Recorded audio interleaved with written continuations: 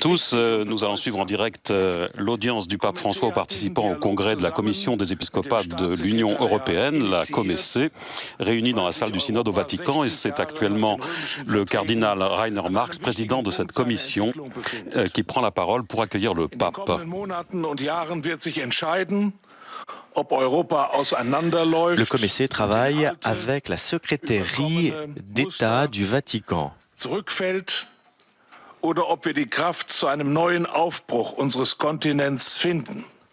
Nous cherchons à trouver une nouvelle force pour un nouveau réveil sur notre continent.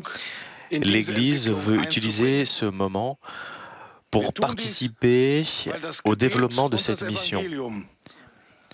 La prière et l'Évangile ne sont pas seulement des inspirations, mais nous demandons aussi un monde meilleur. Nous devons aller au-delà des frontières, que les fameuses frontières dont vous nous parlez, très Saint-Père. Wir engagieren uns in der Politik, weil wir gläubige Menschen sind. Deshalb ist also auch das Engagement für eine gute Gemeinschaft. C'est pour cela que le travail pour un vivre ensemble en Europe est le travail de tous les Européens. Zu Europa, vor allem in Ihrer Rede zur Verleihung des Karlspreises im vergangenen Jahr, vos discours noch einmal unterstrichen. Pour l'Europe, et particulièrement lorsque vous avez reçu le prix Charlemagne, vont dans ce sens. Deshalb sind wir Ihnen außerordentlich dankbar, dass Sie zum Abschluss Nous vous sommes heute Nachmittag das très Wort von uns richten reconnaissants und erneut de die Zukunft unseres Kontinents parler sprechen. pour le futur de notre continent. Aber auch ganz Europa ist Ihnen zu großem Dank verpflichtet Nous tous, für Ihr réunis ici, mais aussi toute l'Europe, nous sommes des débiteurs face à votre désir au niveau de l'Europe. Aujourd'hui, c'est le moment juste pour affronter les défis de notre continent. Maintenant, c'est l'heure des chrétiens pour l'Europe. Zu ermutigen, dieses europäische Projekt auch als Beitrag für eine bessere Welt voranzubringen. Nous pensons en particulier aux défis du climat, des migrations, des menaces terroristiques. Nous devons être très attentifs à toutes les considérations politiques. Nous devons travailler pour la liberté et la dignité de l'être humain. Notre travail de dialogue est important, effectivement, pour pouvoir avoir des contacts intenses entre nous, entre Européens. Nous avons besoin de voix fortes dans notre continent.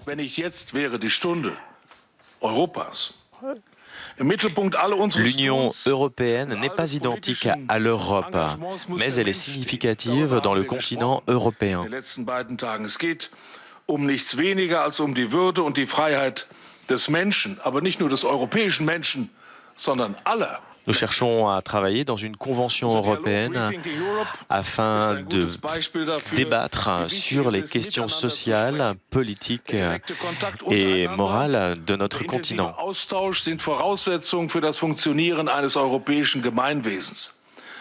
Comme Église, nous nous rendons compte des défis de notre société. Nous avons différentes caractéristiques historiques avec un patrimoine fondamentalement commun. Les défis sont très variés, mais tout le monde ne prend pas en considération ces défis. Ces défis ne doivent pas nous renfermer dans une résignation pessimiste. Il ne faut pas avoir peur du futur, mais nous devons offrir une conception responsable de l'homme puisque nous sommes chrétiens.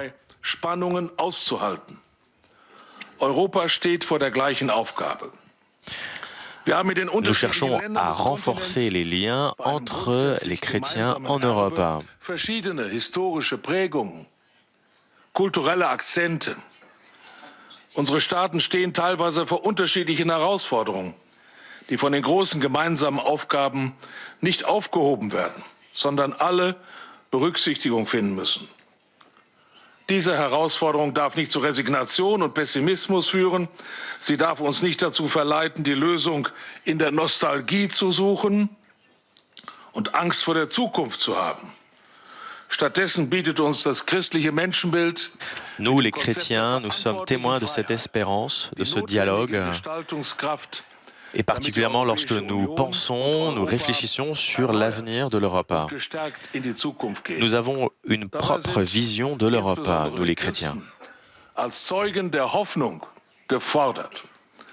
Der Dialog Rethinking Europe hat einmal mehr gezeigt, dass wir Christen eine Vision für Europa haben und bereit sind, uns zu engagieren. Das war wirklich spürbar in all den Gruppen, in all den Diskussionen. Wir sind bereit, uns zu engagieren. Wir geben das Projekt nicht auf, das Projekt Europa. Im Gegenteil, wir nehmen es neu an und wollen es mit unserer Hoffnung beeinflussen und voranbringen. Ihre Worte, Heiliger Vater, sind uns dabei Inspiration. Que vos paroles, très Saint-Père, puissent nous encourager. Voilà donc pour cette première intervention en présence du Saint-Père, intervention de son éminence le cardinal Rainer Marx, président de la commission des épiscopats de l'Union européenne. Donc. Et c'est maintenant Antonio Tajani, président du Parlement européen depuis janvier dernier, qui s'adresse au pape. Très Saint-Père, la réflexion d'aujourd'hui sur le futur de l'Europe voulait marquer la distance entre les citoyens et notre travail. Nous devons donner aux peuples européens des réponses concrètes sur les questions qui les préoccupent. La jeunesse, le terrorisme, l'immigration illégale. Il est nécessaire d'avoir une forte unité européenne pour correspondre et pour aboutir à nos projets. La façon dont fonctionne aujourd'hui l'Europe ne va pas. C'est pour cela que nous devons partir à nouveau à partir de nos valeurs, en mettant comme primauté la défense de la personne et de la famille, qui sont piliers de notre famille. Sinon, l'Europe devient sans conscience et sans identité. Notre identité est fondée sur des millénaires d'histoire et s'apparente au christianisme. Et seulement en retrouvant la force de cette identité, nous pouvons accepter la diversité. Il ne s'agit pas d'enlever les crucifix de l'école, mais de bien accepter et considérer la diversité de l'autre.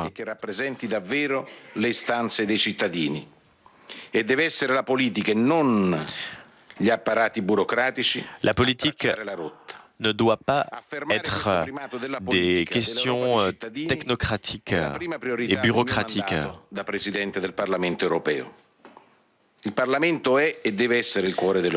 Le Parlement doit être le cœur de l'Europe. À partir des citoyens qui élisent leurs représentants.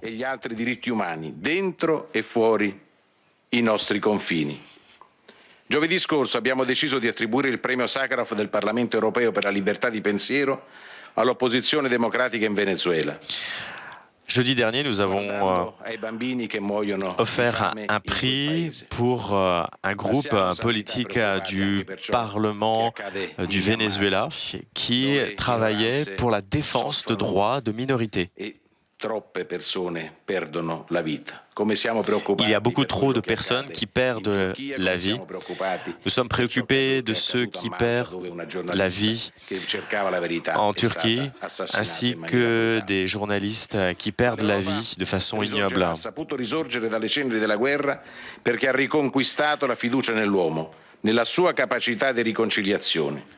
L'homme est capable de se réconcilier.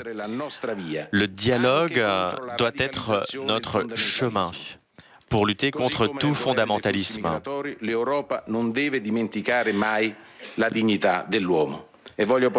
Et même si nous avons des questions au sujet de l'immigration, nous ne devons pas oublier la dignité de l'être humain. Des couloirs de migration ont permis d'accueillir tant de personnes qui fuyaient des situations difficiles. Nous devons travailler aussi dans une grande solidarité, même entre pays européens. Et nous devons faire attention à l'intolérance et la xénophobie. Nous devons travailler au développement en Afrique.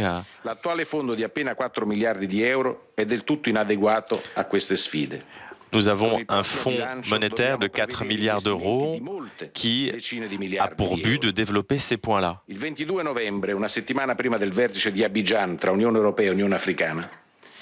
22 novembre dernier, le Parlement travaillera pour développer une grande cohérence et un grand dialogue et un partenariat entre le continent européen et le continent africain.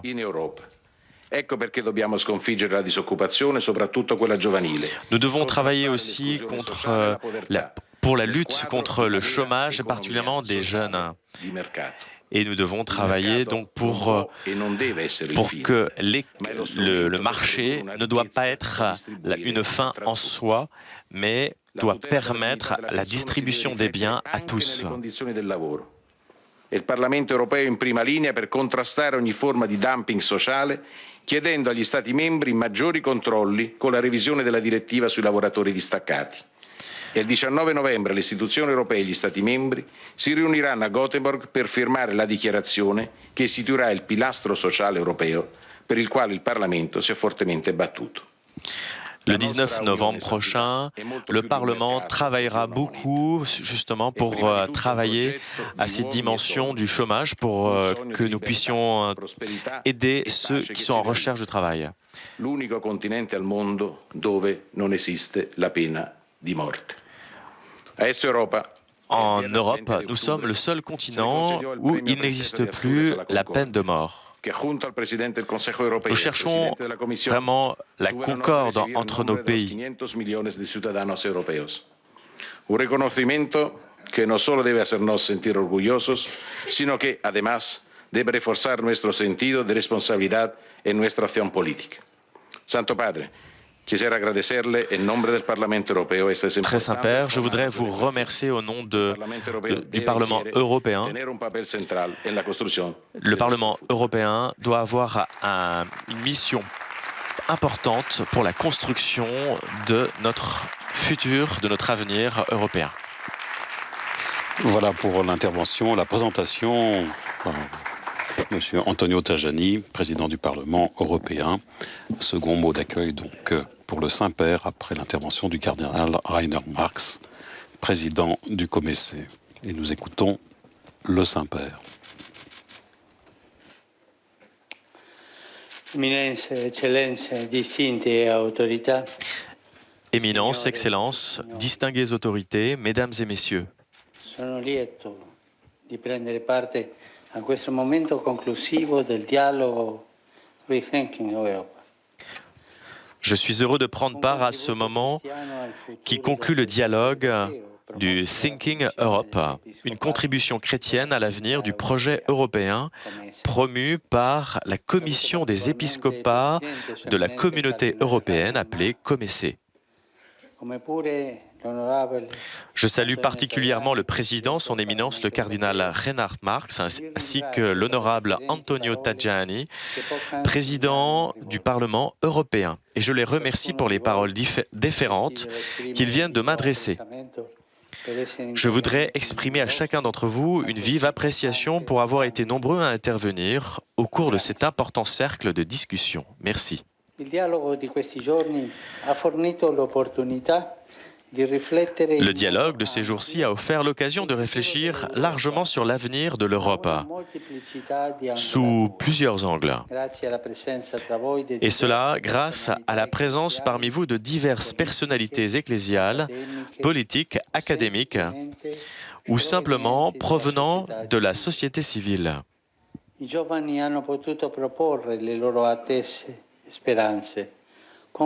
Les jeunes ont pu proposer leurs attentes et leurs espérances en se confrontant avec leurs aînés, qui à leur tour ont eu l'occasion d'offrir leur bagage riche de réflexion et d'expérience.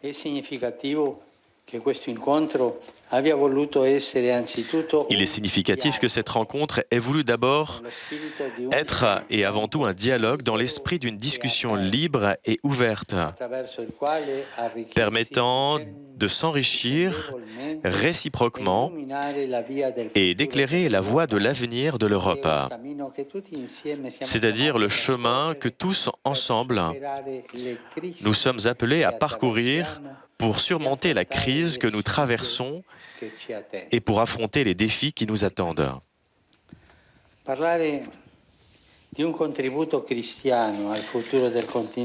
Parler d'une contribution chrétienne à l'avenir du continent signifie d'abord et avant tout s'interroger sur notre rôle en tant que chrétiens aujourd'hui sur ces terres si magnifiquement modelées au cours des siècles par la foi.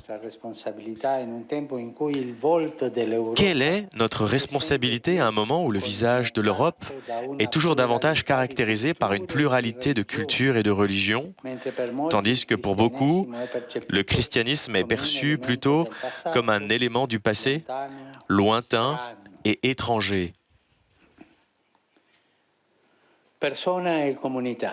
Personne et communauté.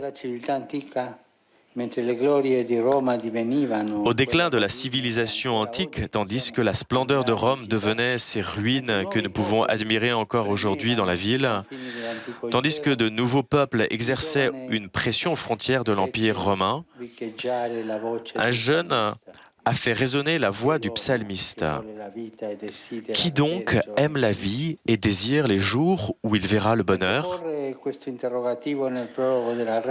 En proposant cette interrogation dans le prologue de sa règle, saint Benoît a soumis à l'attention de ses contemporains et à la nôtre une conception de l'homme radicalement différente de celle qui avait caractérisé le classicisme gréco-romain et plus différente encore de celle violente qui avait été caractérisée par les invasions barbares. L'homme n'est plus simplement un civis, un citoyen doté de privilèges à consommer dans l'oisiveté. Il n'est plus un miles, un serviteur combattant du pouvoir régnant. Surtout, il n'est plus un servus, objet d'échange dépourvu de liberté destiné uniquement au travail et au labeur. Saint Benoît ne regarde pas la condition sociale, ni la richesse, ni le pouvoir qu'on a. Il fait appel à la nature commune de chaque être humain, qui, quelle que soit sa condition, aime certainement la vie et désire des beaux jours. Pour Benoît, il n'y a pas de rôle, il y a des personnes. Il n'y a pas d'adjectifs. Il n'y a que des substantifs.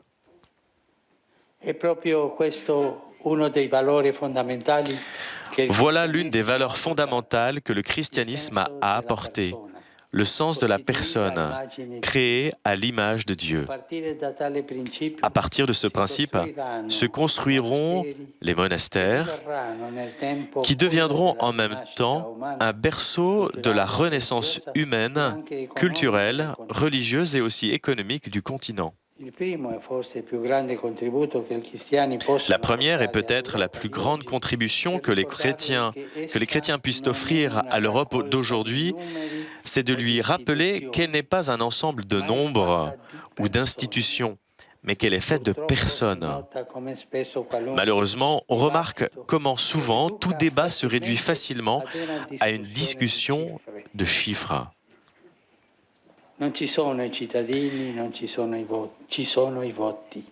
Il n'y a plus les citoyens, il y a les suffrages.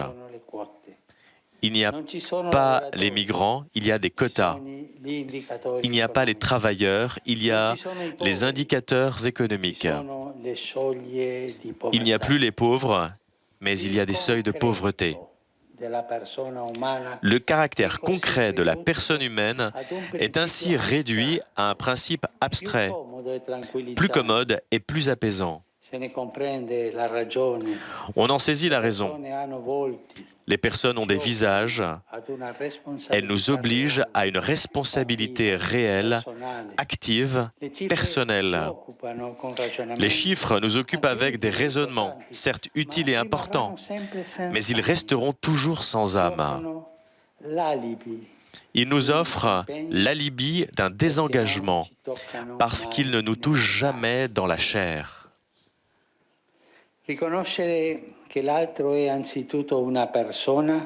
Reconnaître que l'autre est surtout une personne signifie valoriser ce qui m'unit à lui. Le fait d'être des personnes nous lie aux autres, nous fait être communauté. Donc la deuxième contribution que les chrétiens peuvent offrir à l'avenir de l'Europe est la redécouverte du sens d'appartenance à une communauté. Ce n'est pas un hasard si les pères fondateurs du projet européen ont choisi précisément ce mot pour identifier le nouveau sujet politique qui se constituait. La communauté est le plus grand antidote contre les individualismes qui caractérisent notre temps, contre cette tendance aujourd'hui répandue en Occident à se considérer et à vivre dans la solitude. On comprend mal le concept de liberté en l'interprétant presque comme s'il s'agissait du devoir d'être seul, affranchi de tout lien. Et par conséquent, on s'est construit une société déracinée, privée du sens d'appartenance et d'héritage. Et pour moi, cela est grave. Les chrétiens reconnaissent que leur identité est de prime abord relationnelle. Ils sont insérés comme membres d'un corps, l'Église, dans lequel chacun, avec sa propre identité et particularité, participe librement à l'édification commune. De manière analogue, ce lien se retrouve aussi dans le domaine des relations interpersonnelles et de la société civile. Devant l'autre, chacun découvre ses qualités et ses défauts, ses points forts et ses faiblesses. En d'autres termes, il découvre son visage et comprend son identité. La famille, en tant que première communauté, demeure le lieu le plus fondamental de cette découverte. La diversité y est exaltée et en même temps est comprise dans l'unité.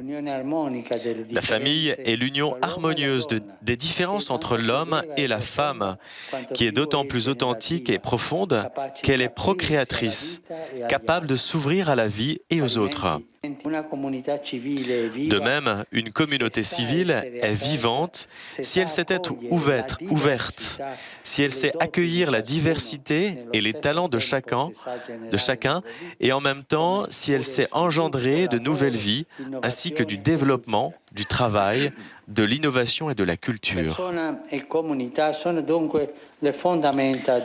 La personne et la communauté sont donc les fondements de l'Europe, que, en tant que chrétiens, nous voulons et pouvons contribuer à construire. Les pierres de cet édifice s'appellent dialogue, inclusion, solidarité, développement et paix. un luogo di dialogo. un lieu de dialogue. Aujourd'hui, toute l'Europe, depuis l'Atlantique jusqu'à l'Oural, du pôle Nord à la mer Méditerranée, ne peut se permettre de manquer l'opportunité d'être d'abord et avant tout un lieu de dialogue, à la fois sincère et constructif, dans lequel tous les protagonistes ont une dignité égale.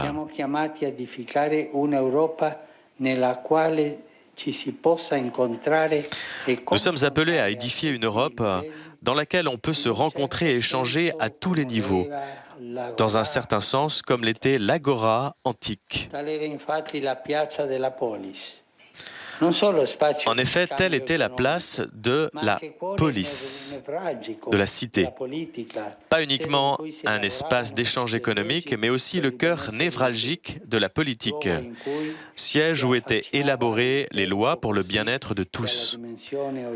C'est aussi un endroit où l'on faisait face au temple, en sorte que la dimension horizontale de la vie quotidienne ne manquait jamais de la respiration transcendante qui fait regarder au-delà de ce qui est éphémère, passager et provisoire.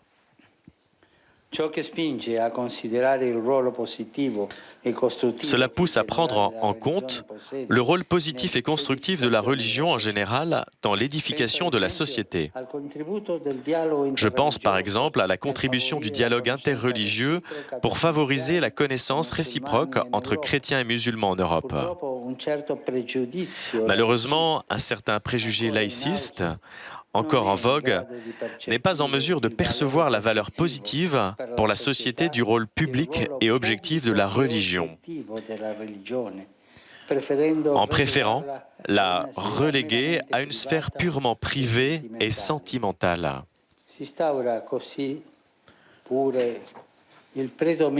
On instaure ainsi la prédominance d'une certaine pensée unique, assez répandue dans les réunions internationales, qui voit dans l'affirmation d'une identité religieuse un danger pour elle et pour sa propre hégémonie, en finissant ainsi par favoriser une opposition artificielle entre le droit à la liberté religieuse et d'autres droits fondamentaux.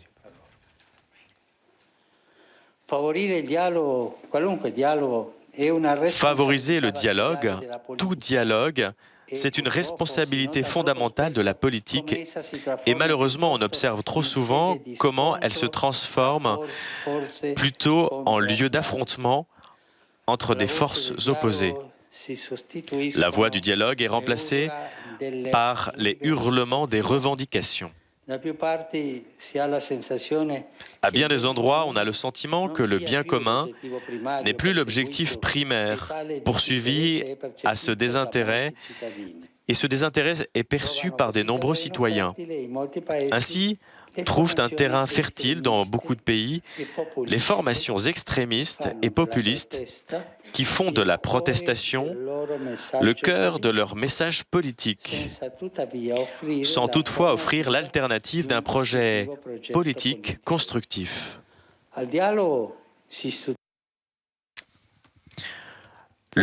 Le dialogue est remplacé par une opposition stérile qui peut même mettre en danger la cohabitation civile ou bien par une hégémonie du pouvoir politique qui emprisonne et empêche une vraie vie démocratique.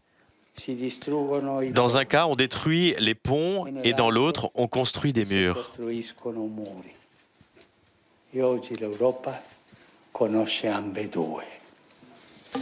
Et en Europe, nous connaissons les deux. Les chrétiens sont appelés à favoriser le dialogue politique, spécialement là où il est menacé et où semble prévaloir l'affrontement. Les chrétiens sont appelés à redonner de la dignité à la politique, entendue comme le plus grand service au bien commun et non comme une charge de pouvoir. Cela demande aussi une formation adéquate, puisque la politique n'est pas l'art de l'improvisation, mais plutôt une haute expression d'abnégation et de dévouement personnel en faveur de la communauté. Être dirigeant exige des études, de la préparation et de l'expérience. Un domaine inclusif.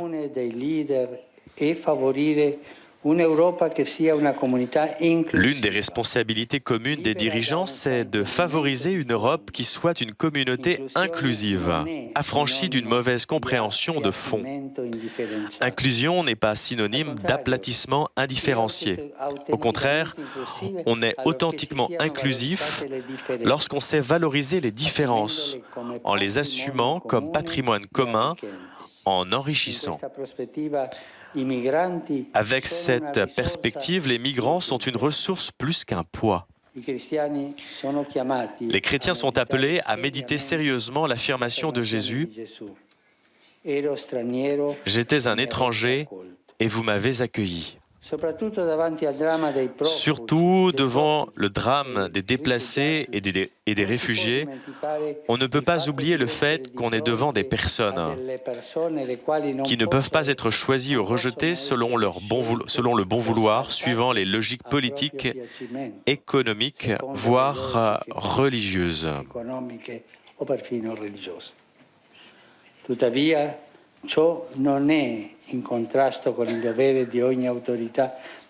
Cependant, cela n'est pas en opposition avec le droit de chaque autorité de gouvernement de gérer la question migratoire avec la vertu propre au gouvernement, c'est-à-dire la prudence, qui doit tenir compte aussi bien de la nécessité d'avoir un cœur ouvert que de la possibilité d'intégrer pleinement au niveau social, économique et politique ceux qui arrivent dans le pays.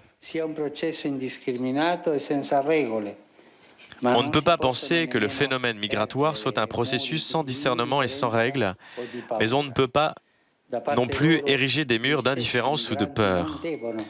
De leur côté, les migrants eux-mêmes ne doivent pas négliger le devoir grave de connaître, de respecter et d'assimiler aussi la culture ainsi que les traditions de la nation qui les accueille.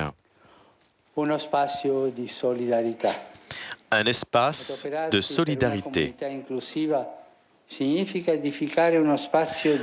Œuvrer pour une communauté inclusive signifie édifier un espace de solidarité.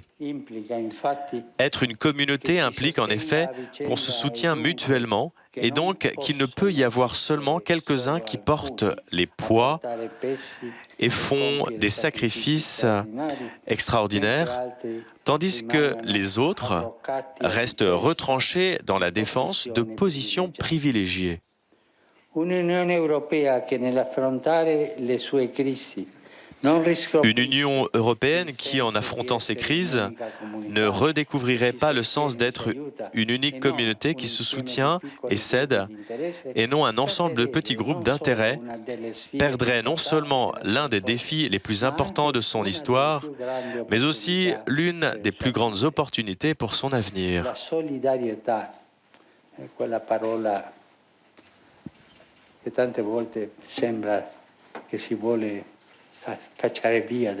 La solidarité, c'est un terme que quelquefois nous aimerions voir disparaître du dictionnaire.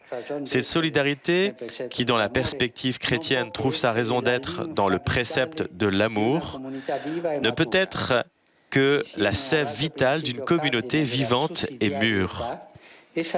Avec l'autre principe cardinal de la subsidiarité, elle ne concerne pas seulement les relations avec les États et les régions d'Europe.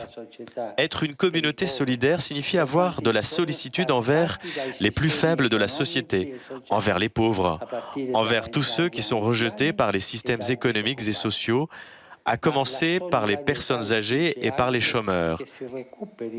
Mais la solidarité exige également qu'on récupère la collaboration et le soutien réciproque entre les générations. Depuis les années 60 du siècle passé, on assiste à un conflit de générations sans précédent. En remettant aux nouvelles générations les idéaux qui ont fait la grandeur de l'Europe, on peut dire de manière hyperbolique qu'à la tradition, on a préféré la trahison. Au rejet de ce qui provenait des pères a ainsi succédé le temps d'une stérilité dramatique. Non seulement parce qu'en Europe, on fait peu d'enfants et que ceux qui ont été privés du droit de naître sont trop nombreux, mais aussi parce qu'on s'est découvert incapable de transmettre aux jeunes les instruments matériels et culturels pour affronter l'avenir.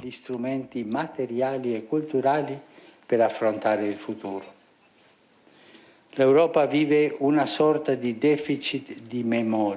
L'Europe vit une sorte de déficit de mémoire.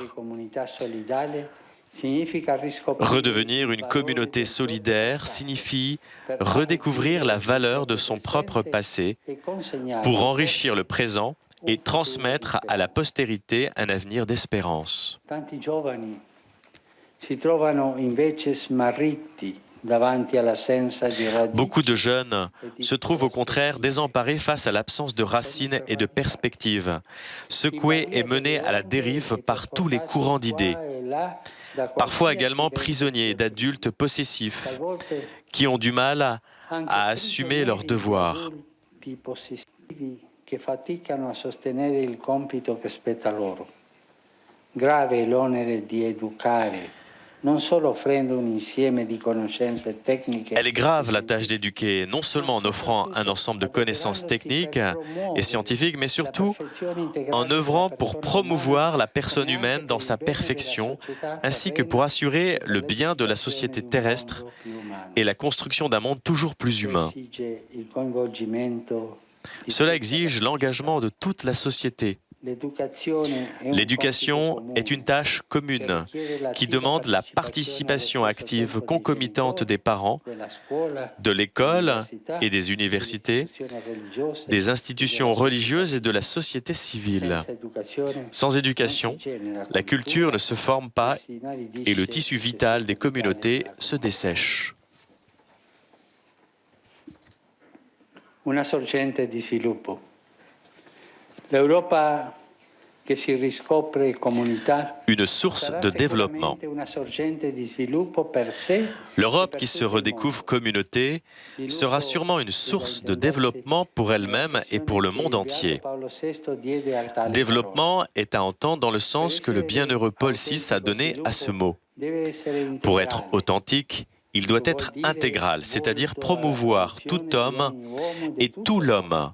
Comme l'a fort justement souligné un éminent expert, nous n'acceptons pas de séparer l'économique de l'humain, le développement des civilisations où il s'inscrit. Ce qui compte pour nous, c'est l'homme, chaque homme, chaque groupement d'hommes, jusqu'à l'humanité tout entière. Certamente allo sviluppo dell'uomo contribuisce il lavoro. Certainement le travail, qui est un facteur essentiel pour la dignité et la maturation de la personne, contribue au développement de l'homme. Il faut du travail et il faut des conditions adéquates de travail. Au cours du siècle passé, n'ont pas manqué des exemples éloquents d'entrepreneurs chrétiens qui ont compris comment le succès de leurs initiatives dépendait surtout de la possibilité d'offrir des opportunités d'emploi et des conditions dignes de travail.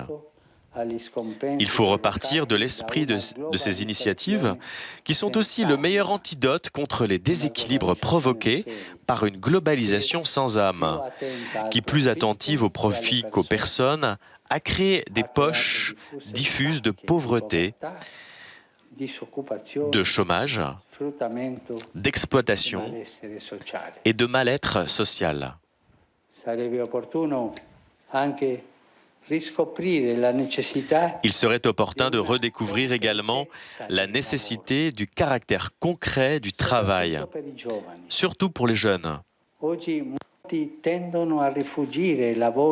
Aujourd'hui, beaucoup tentent à fuir les travaux dans les secteurs autrefois cruciaux, car considérés comme pénibles et peu rémunérés, oubliant combien ceux-ci sont indispensables au développement humain.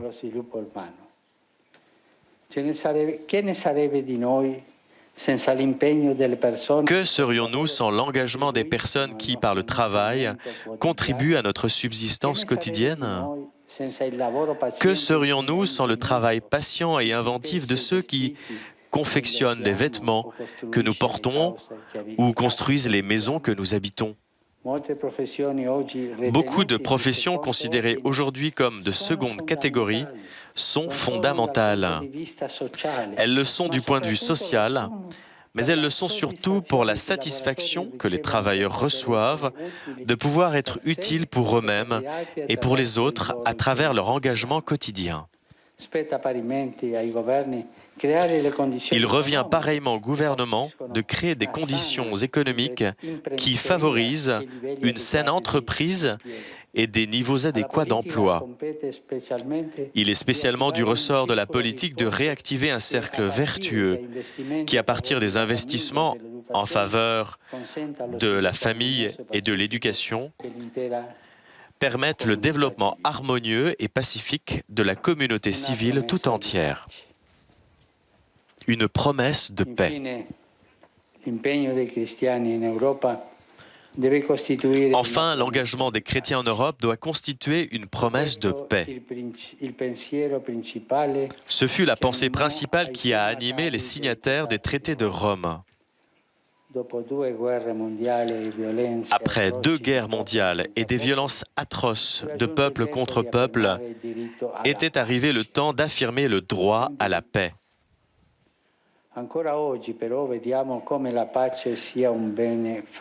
Cependant, aujourd'hui encore, nous voyons combien la paix est un bien fragile et comment les logiques particulières et nationales risquent de rendre vains les rêves courageux des fondateurs de l'Europe. Toutefois, être artisan de paix ne signifie pas seulement œuvrer pour éviter les tensions internes, travailler pour mettre fin aux nombreux conflits qui ensanglantent le monde, ou bien soulager celui qui souffre. Être artisan de paix signifie se faire promoteur d'une culture de la paix. Cela exige l'amour de la vérité, sans laquelle il ne peut y avoir de relations humaines authentiques. La recherche de la justice, sans laquelle l'oppression est la norme prédominante dans n'importe quelle communauté. La paix exige de la pure créativité. L'Union européenne maintiendra la foi dans son engagement pour la paix dans la mesure où elle ne perdra pas l'espérance et saura se renouveler pour répondre aux besoins et aux attentes de ses citoyens. Il y a 100 ans, précisément en ces jours, commençait la bataille de Caporetto, l'une des plus dramatiques de la Grande Guerre. Elle a été le point culminant de la guerre d'usure que fut le premier conflit mondial, qui eut le triste record de faucher d'innombrables victimes pour de risibles conquêtes.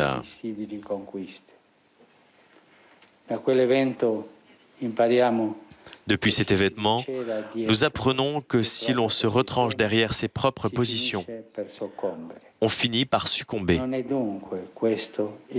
Ce n'est donc pas le moment de construire des tranchées, mais plutôt celui d'avoir le courage de travailler pour poursuivre pleinement le rêve des pères fondateurs d'une Europe unie et unanime, une communauté de peuples désireux de partager un destin de développement et de paix. Être l'âme de l'Europe. Éminence, Excellence, illustres hôtes.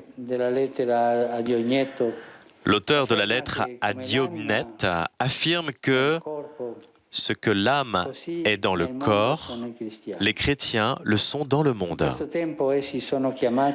En ce temps, ils sont appelés à redonner une âme à l'Europe, à réveiller sa conscience, non pas pour occuper les espaces, mais ce serait du prosélytisme, mais pour encourager les processus qui créent de nouveaux dynamismes dans la société.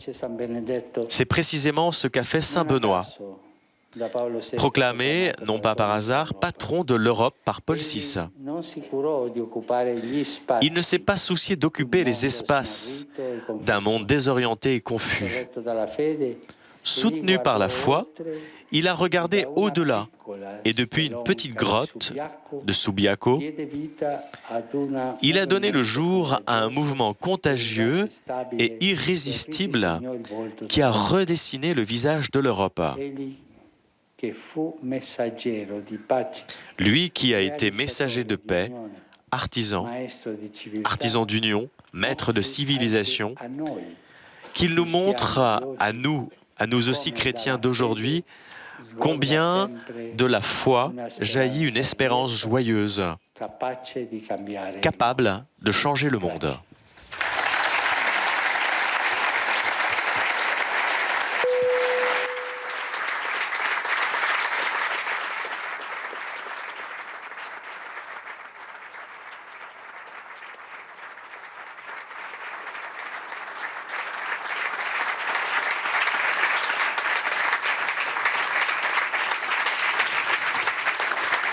Voilà donc pour ce très important discours du pape dans le contexte de ce congrès ou haut dialogue entre des centaines de hauts responsables de l'Église et du monde politique européen.